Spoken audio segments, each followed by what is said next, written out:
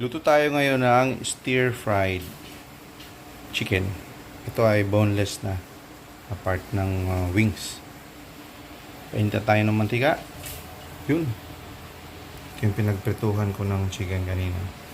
Yan lang. Simple lang. Lagay ng sibuyas.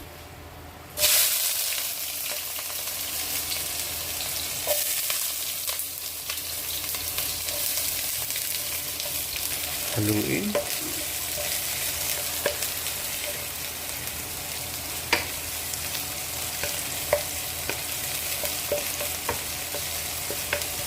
Pag translucent na siya, lagay na yung mga gulay.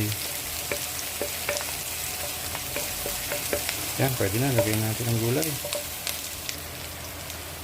Ano? Daming gulay. Lagyan ng bawang, sibuyas at black pepper. Lagyan ng asin.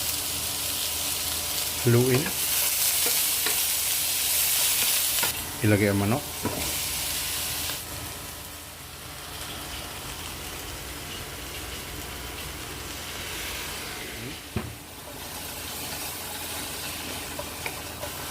Lagyan ng konting tubig.